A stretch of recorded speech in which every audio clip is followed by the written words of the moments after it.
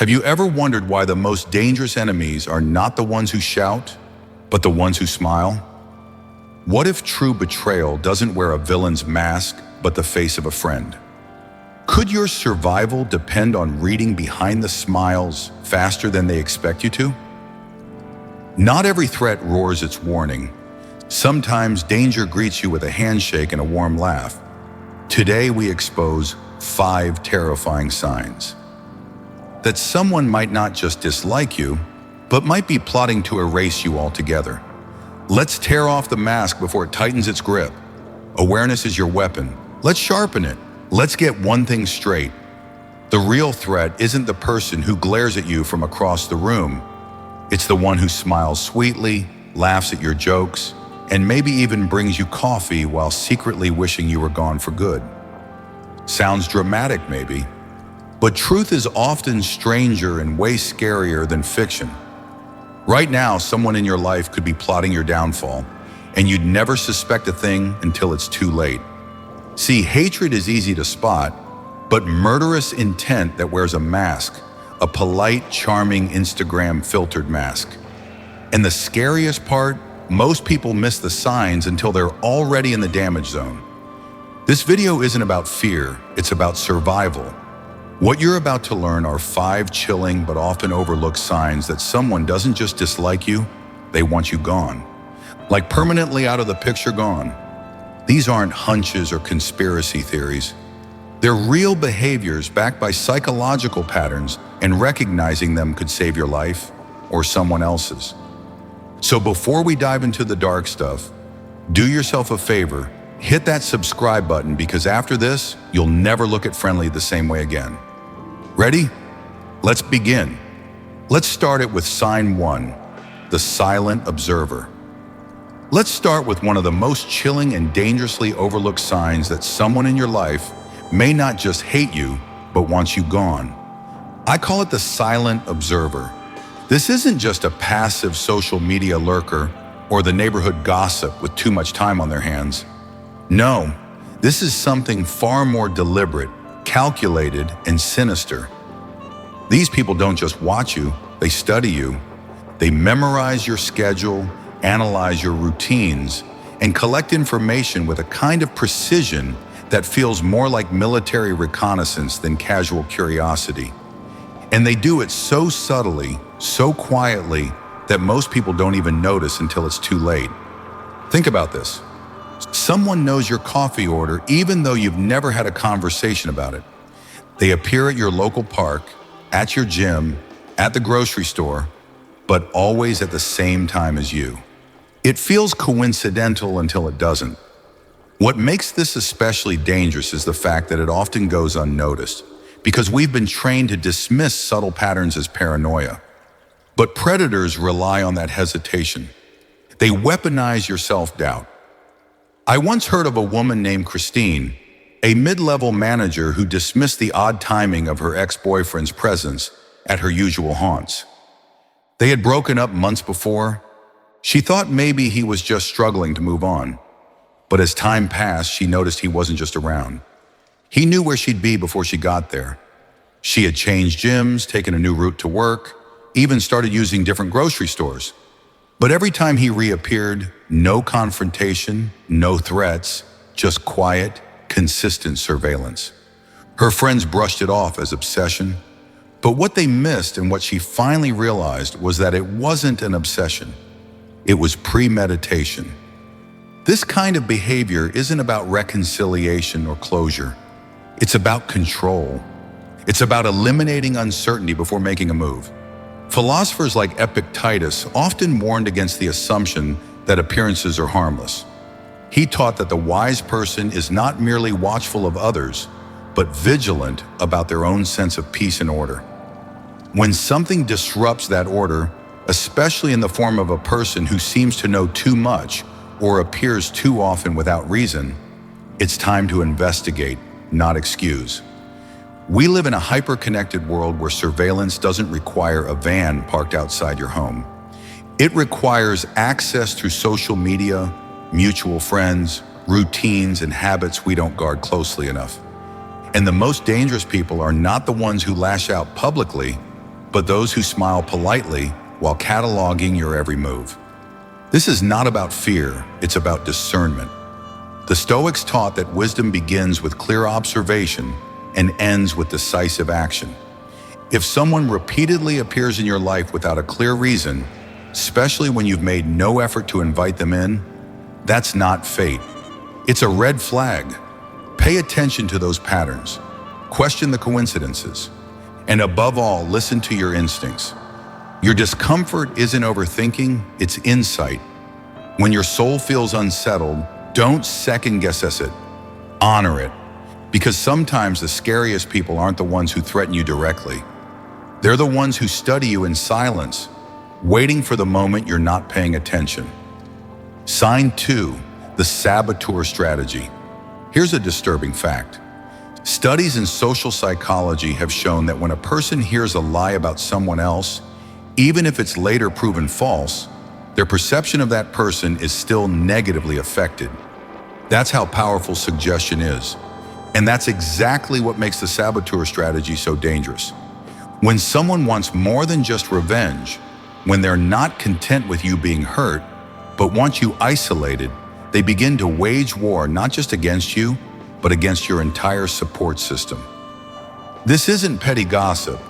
It's a quiet campaign of character assassination, orchestrated with such subtlety that by the time you realize what's happening, the damage has already been done.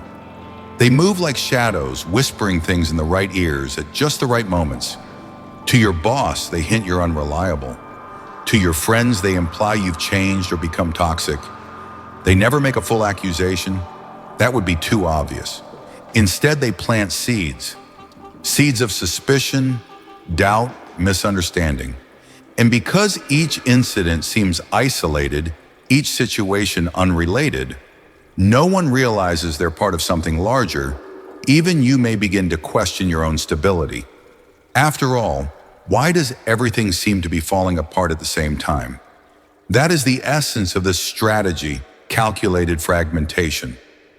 These individuals don't act out of impulse. They act with intent. They orchestrate conflicts to make you look unstable. They pull strings behind the scenes to ensure that you're discredited in both professional and personal spaces. They pose as victims or worse, as concerned allies, while they quietly unravel the trust others have in you. Their goal is not simply to damage your image. It is to cut you off from your lifelines to ensure that when they finally strike hardest, you're standing alone. From a Stoic lens, this tactic is especially insidious because it targets the very thing that Stoicism teaches us to cultivate: inner strength supported by rational clarity. Marcus Aurelius wrote, "The impediment to action advances action. What stands in the way becomes the way." But when a saboteur is at work, the obstacle isn't a challenge to grow from. It's a toxic fog that clouds your path. And if you are not careful, you start reacting instead of reflecting. You get pulled into the drama trying to prove your innocence, explain your actions, or clear your name, only to discover that the more you speak, the more suspicious you seem. That's why awareness is your first defense. Don't chase every rumor. Instead, anchor yourself in evidence. Preserve your integrity, but also protect yourself strategically. Document everything: emails, messages, timelines. Keep your truth sharp and your circle intentional. Most importantly, remember what the Stoics and Scripture both affirm. Character is revealed over time, not in moments of chaos. People may be swayed for a while, but the truth, like the soul, has a way of enduring.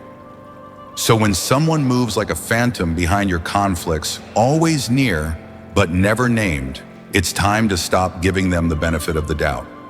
You're not just facing a manipulator.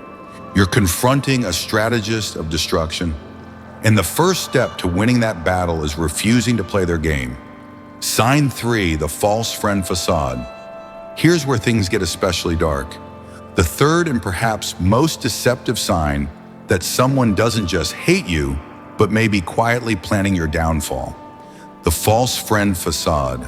It's one of the oldest tactics in human history and still one of the hardest to see coming.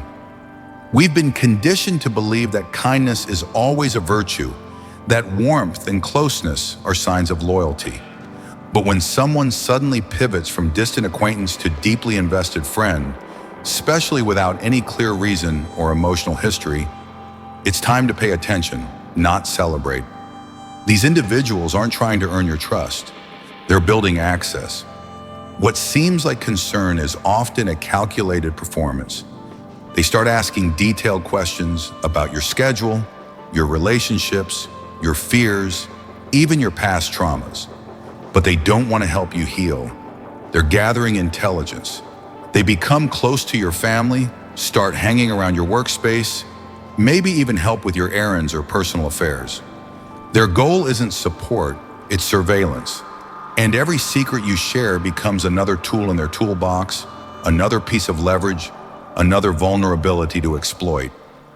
What makes this so sinister is that it feels good at first. You're finally being seen.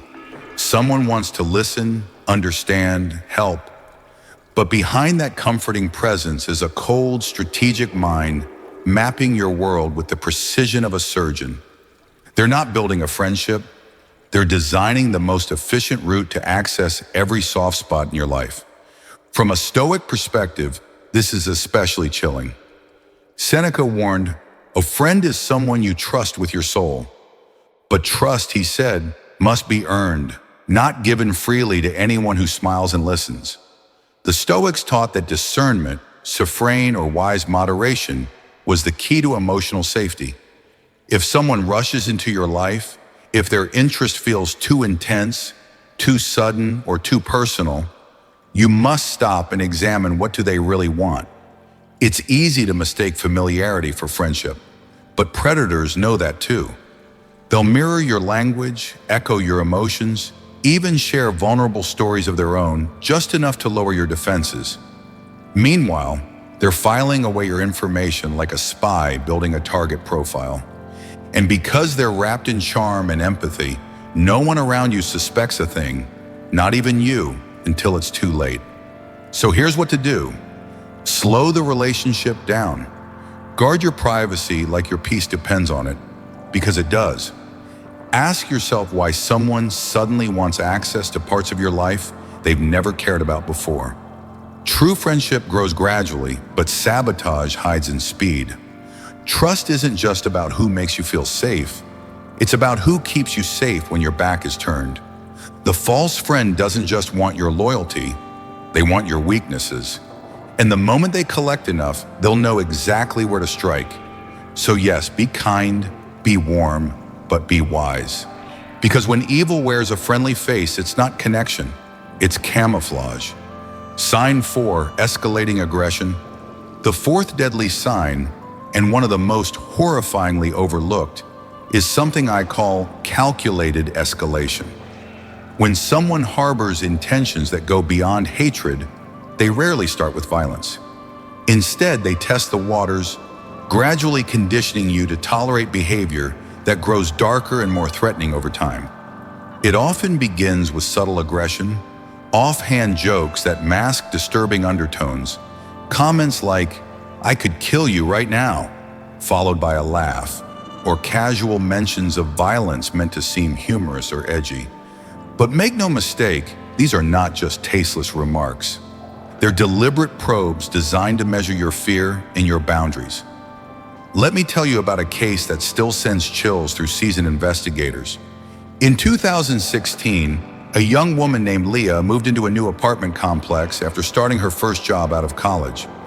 There she met Adam, a neighbor who seemed a bit awkward, but friendly enough. Over time, Adam started hanging around more often, offering help with groceries, joining her on elevator rides, asking oddly specific questions about her routines. Then one day at a small building cookout, he made a comment that seemed bizarre but not threatening. He joked that he'd make a perfect killer because he knew how to get rid of evidence. Everyone laughed it off. Leah, a bit unsettled, shrugged it away. But things began to shift. Adam started getting physically closer, too close. He'd appear in hallways at the exact time she left for work, brushing past her shoulder with no apology. He once blocked her apartment door under the pretense of needing to talk. Then came the incident that changed everything. One evening, Leah found a hunting knife laid neatly on her doormat. No note, no explanation, just the weapon. When she reported it, the authorities initially dismissed it as a prank. But Leah didn't. She installed a camera outside her door, changed her locks, and began documenting every interaction. Within a month, footage revealed Adam trying to pick her lock at 2 a.m., wearing gloves and holding what looked like a black duffel bag. He was arrested, and it was later discovered that he had a detailed journal mapping Leah's movements, favorite places, and a timeline labeled execution window. This is the terrifying truth. Violent individuals often begin with harmless behavior to desensitize you. What seems like a joke or an accidental shove is often part of a larger psychological script. The Stoics warn that we must train our minds to anticipate evil, not in fear, but in awareness. Seneca said, "He who is forewarned is forearmed." So if someone in your life regularly crosses the line and laughs it off, pay attention. If their jokes are laced with threats, if they increasingly test your physical space, or if they seem to be studying your reactions instead of connecting with you, that is not a personality quirk. That is a red flag, and ignoring it could cost you more than peace of mind. It could cost you your life. Sign 5, the patient predator. Now we arrive at the fifth and without question, the most dangerous sign that someone may want you dead, the patient predator. This isn't the person who lashes out in anger, who leaves obvious threats or behaves erratically. No, this is the coldest kind of enemy, the one who hides behind time. Their strength isn't violence, it's patience. These individuals don't seek quick revenge or heated confrontation. They play what Stoic philosophers would call the long game, a game where every move is calculated, rehearsed, and timed to perfection. They can wait months, even years, for just the right moment. And by then, most people have already let their guard down completely. What makes them terrifying isn't what they do, it's how normal they seem. They don't raise alarms, they raise trust. They ask about your future plans, not out of care, but out of strategy. They want to know when you'll be out of town, when you'll be moving, when you'll be alone. Every conversation is data collection. Every favor they do, every connection they build, it's all part of creating a false sense of security. They might be your dependable coworker, your neighbor who waters your plants, or the friend who remembers your birthday better than your own family. But beneath that calm exterior is a person rehearsing the perfect betrayal. The Stoics, especially Epictetus, warned that our greatest threat isn't what we see. It's what we overlook while we assume the world is operating on fairness. First, say to yourself what you would be, and then do what you have to do, he wrote. But when you're dealing with someone who wears a perfect mask, what you see is crafted to deceive. Their life is a performance. Their kindness is bait. The scariest part, these people rarely make mistakes. They wait for your mistake. For the one moment when your routine breaks, when your support system thins, when your defenses drop, that's when they strike. And because you trusted them, you never saw it coming. So what can you do? Be slow to hand out deep trust, especially to those who seem to accelerate closeness without reason. Guard your plans. Keep your boundaries sacred. You can still be kind, but don't confuse kindness with blind access. The Stoic in you must stay awake even when nothing seems wrong, especially when nothing seems wrong. Now let's be brutally honest. If any of these 5 signs have made someone come to mind, don't brush it off. Don't convince yourself you're overreacting. Because if you've seen the silent observer, the saboteur, the false friend, the escalating aggressor, or the patient predator in your life, you're not just dealing with negativity. You're potentially standing in the crosshairs of something much darker. So before this video ends, do 2 things. Save it because you may need to revisit these signs when your instincts start whispering again. And second, watch the next video on spotting covert narcissists because these 5 deadly tactics often walk hand in hand with deeply manipulative personality types. Remember, knowledge is your first shield, but action is what keeps you alive. Stay sharp, stay guarded, and above all else, stay alive. Let's be real. If your gut has been whispering something's not right, this video probably just handed you the confirmation you didn't want but seriously needed. These 5 signs, they're not about drama. They're about survival. Because someone who just hates you will roll their eyes. But someone who wants you gone, they study, sabotage, smile, escalate, and wait. That's not petty.